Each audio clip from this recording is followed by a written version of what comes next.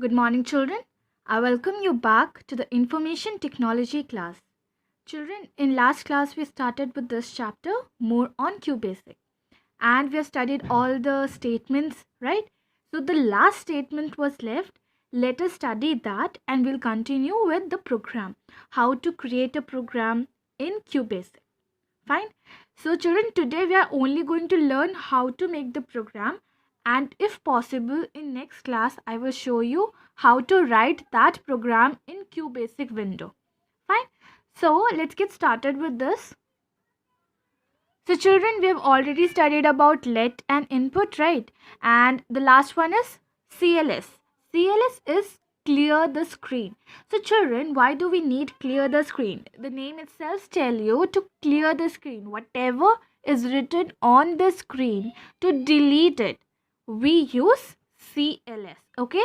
So CLS command is used to clear the screen. This command will clear any text and any graphic object that was printed on the screen. So for example, you have made a program, okay, and that you have run that program and the values are already on the screen, children. So to clear that, okay, to clear that, what you need? CLS. Fine. And CLS has one more task also, children. Say for example, if we have given any value to a, like variables are there, we are going to use the variables. So if we have given any value to a, okay, and again in next program I'm using the same variable a, so it might like QBasic might take the initial value that has been given to it in the previous program and it will take that. So when you write CLS, what it will do, it will clear that value, then only you can run your program.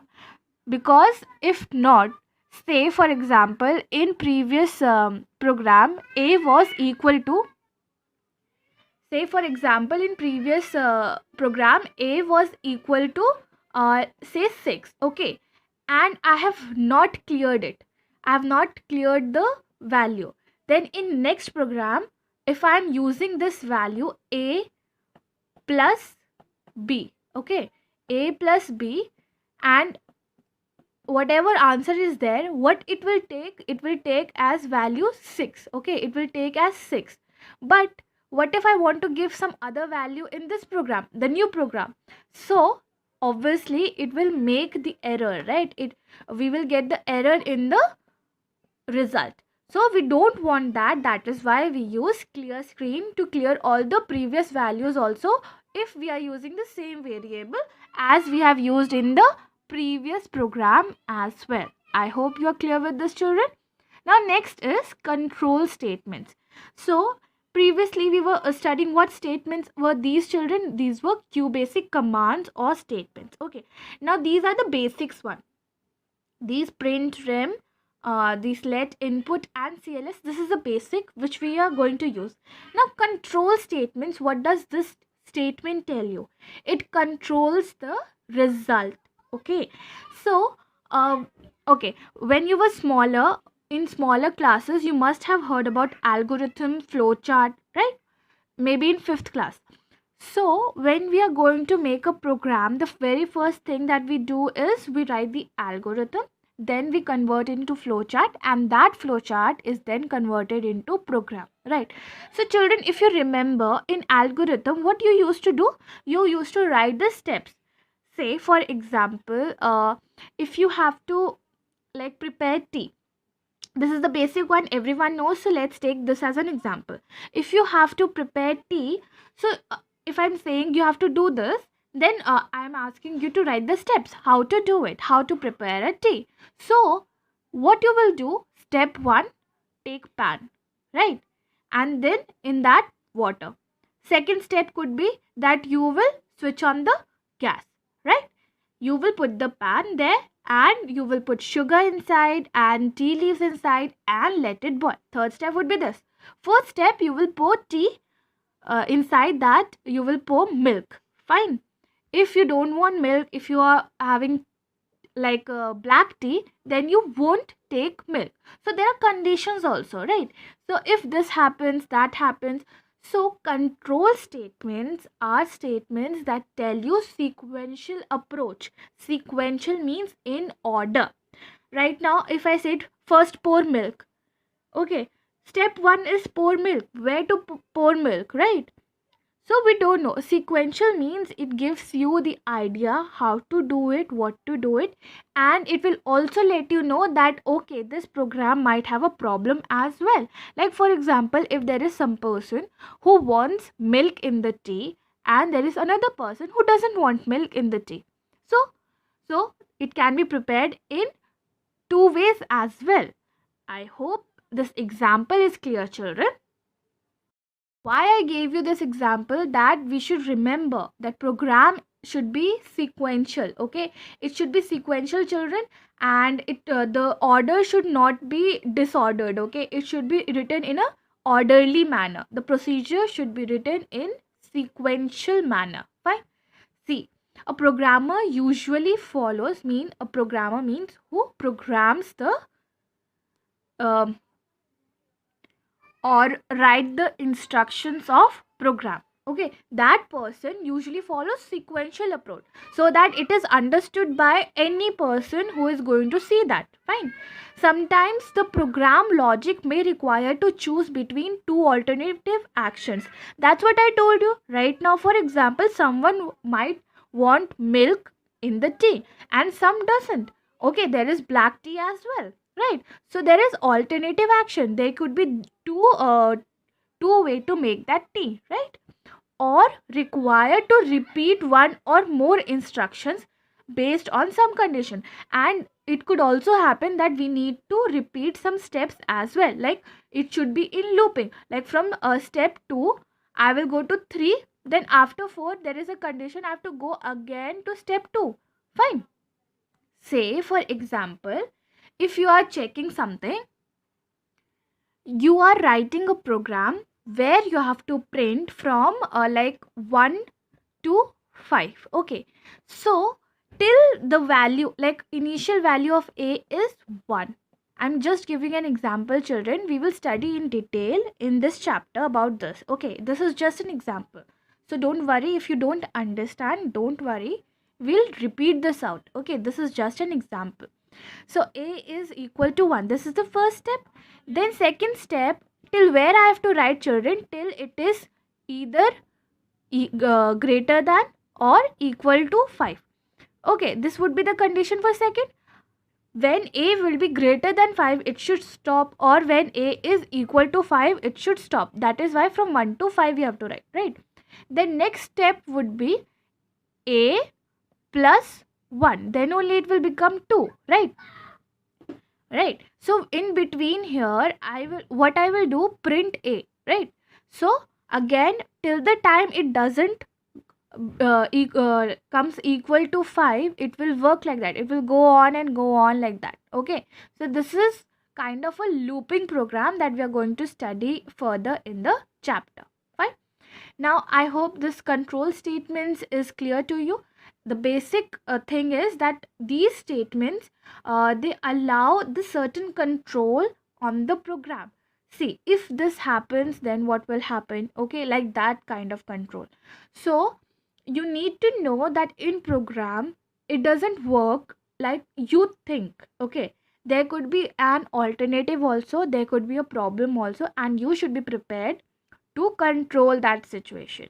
Control statements are usually categorized as conditional control statements or iteration control statements. See, I told you what are control statements, that it will give you the situation, and regarding that you have to be ready what condition is there. Okay, like I can give you one example. Say for example, if it rains, take an umbrella. Okay, so it is giving you condition. If it rains, then what to do? Take an umbrella.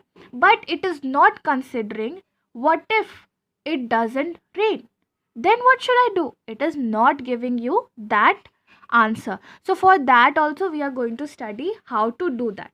Now iteration, children, iteration is like this example.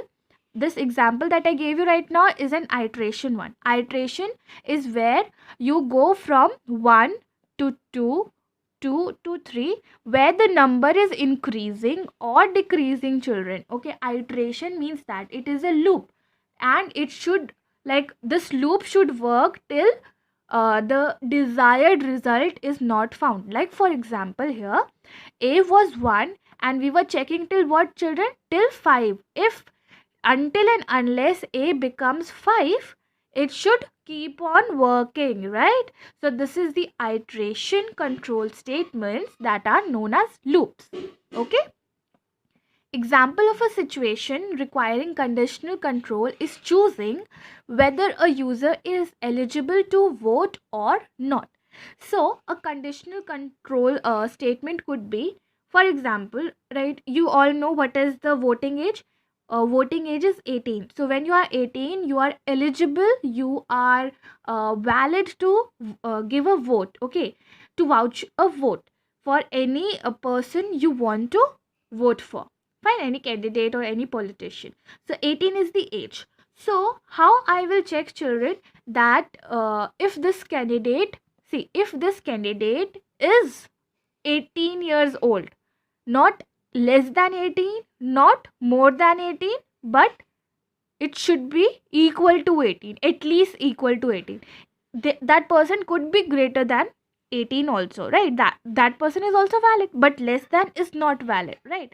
So that what is saying is conditional. If that person is greater than 18 or equal to 18, then okay, the person can vote, else it cannot, like that, based on his age or entry of student records in the attendance register of a class until all records are finished.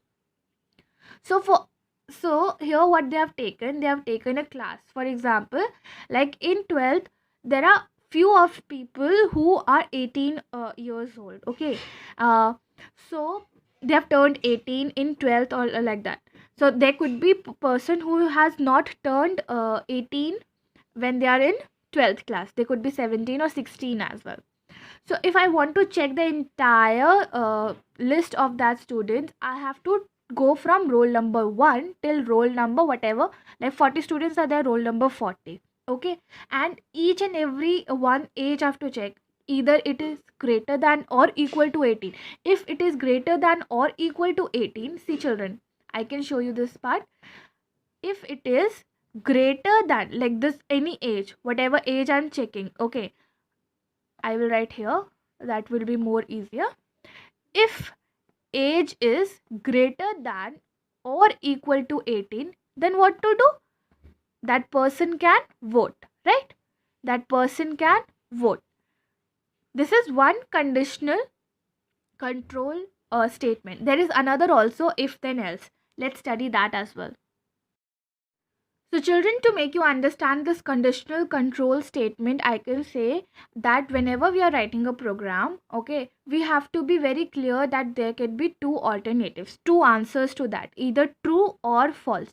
Say for example, I told you that, okay, if it rains, then what to do? Then take an umbrella, right? So it is only considering only one condition, if it rains. But what if it doesn't rain, children? Then what to do? For that we will use if then else condition.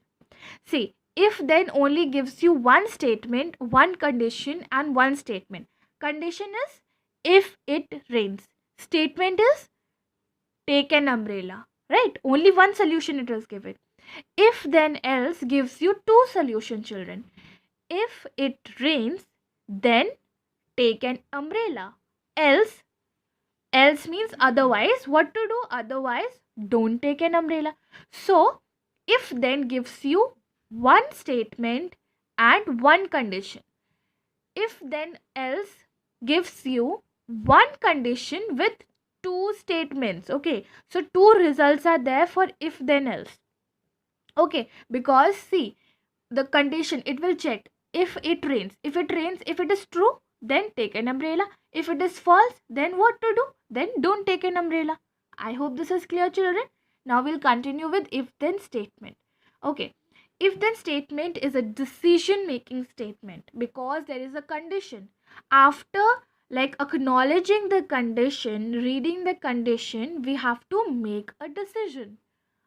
If it rains, again and again I'm using the same thing, so understand this. If it rains, okay, for example, if you are hungry, then what to do? Eat. Simple, no? Then eat, by. So if then statement is decision making statement used to execute. Execute means to work on that statement. Okay. Execute that statement based on a given condition. According to that condition, there will be a result. If the given condition is true, the statement appearing after then statement is processed. Only it goes for one thing that is true. But if the condition is false, the statement appearing after then statement is ignored. Okay, it won't do anything. It will only work when it is true. So, see children, what is this syntax? Syntax means how to write this if then conditional statement. If, okay, if, then after that you will write the condition. Then what to do is here. That statement is here. Fine. If, then you will write the condition. What condition is it has to check. Then if that condition is true, then what to do? Here, that statement you will write. Okay, now let's see the example for this one. Okay, so we have come back to that again, the voting thing. A program that determines whether a user is an adult based on his or her age would be as follows. So if we are considering age, and the thing is we need to check if that person is greater than or equal to 18. Let's say that 18 is the adult age. Okay, after that a person is known as adolescent. Okay, adult person, not a child. So 18 is the adult age. Okay, now the first thing is, what do I need, children? I need the age, right? So for that, what I will write? I will write print, print, print, enter your age. Okay, so when I write something within this inverted commas, children, and when I will run the program in QBasic, I will only see this part, enter your age, and this, see, the colons are here. Colons are also inside the inverted commas, right? That is why it is here. So what does print do? Print prints as it is what is within this inverted commas. Okay, so remember that whatever you have to show on the screen, you will write within this inverted commas. Okay, see children, understand these program very carefully, because you might get in your exam any different program that is basic, okay, but needs a logical thinking. So understand how to write these programs. Just don't like rote learning. Don't cram the things like parrot. Okay, like whatever is there, just eat it up, and then whatever is asked in the question, okay, in the exam you have to just write. No, you need to think about the program, how to make it. So be very careful, be very attentive, and learn these programs, how to do this. So the very first thing is, I need the age. So I ask the user, enter your age. Now if that person is going to enter the age, that's where I am taking what? I am taking the input, children, right? I am taking the input. So input age. So this input, what is the function of this input? It takes in the values, remember, right? It takes in the values, and that value should be in which variable? In age. So age is a variable, age is a variable that stores the age. Okay, now if, now I have to check whether that age, whichever that person has given, is greater than or equal to 18 or not, right? Then only I will know that person is adult or not. So this is the condition, children, that was written here, no? If then condition. So what is the condition? If age is greater than or equal to 18. Less than 18 will be a child, greater than 18 will be an adolescent, and equal to 18 would also tell that it is an adult person. Fine. So if age is greater than or equal to 18, then what the computer needs to do, it has to print you are an adult. Okay, so for print, see, this is the statement here. This is the statement of after then. So what it said, if this is true, then you have to print this statement. So see here, for example, there is one example given here. Enter your age is written as it is. Input of age is taken as 19. So the user has written 19. Okay. So what it will do, it will check. Okay. 19 is greater than or equal to 18. Okay. It is greater than 18. So what it should print? It should print you are an adult. Okay. See children, what if I had given here 16? Then what would have happened? Then what would have happened? See here, 16 is greater than equal to 18? No, it is false. So it won't follow here. The thing is, it won't go from condition to statement. It will be nullified. It will got cancelled from here only, and the last part will not be printed. Okay, so this is how the program works. The above program prompts the user to enter his age. Like from here, it will ask you to enter the age. It will store the value in numeric age variable. Okay, this is the variable age. Then it will check if it is greater than or equal to 18 or not. I've told you that. And if it is, then it will write you are an adult. If it is not, it will not write you are an adult. Okay. So children, we will study till here today. We'll take this chapter a little slower because we need to understand how to do programming. Then only if any one of you wants to be a programmer, that person can understand. And this is very important to have the knowledge, because at the future you have to decide what careers you have to choose, right? So the basics should be clear, then only you will be able to choose your career. Okay. Now for your homework, I'm going to give you one question, and that is, I want you to write a program to determine whether a number is greater than another number or not. So basically, I want that two numbers should be compared. Okay, like a is a variable and b is a variable. Then you have to compare these two numbers, and if a is greater than b, then what I have to print? Print a is greater, like that. Okay, so like that, I'm giving this homework. Just write it down and give it to me as soon as possible, children. Like by evening, if you can give, that is the best.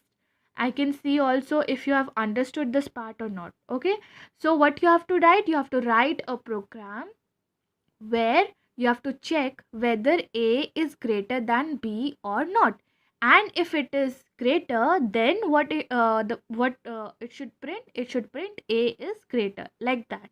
Fine, I've just given you. Now you have to just follow this part, how to do it, and you have to follow this part also, that what it will show as well. Okay, so do that, give it to me by evening.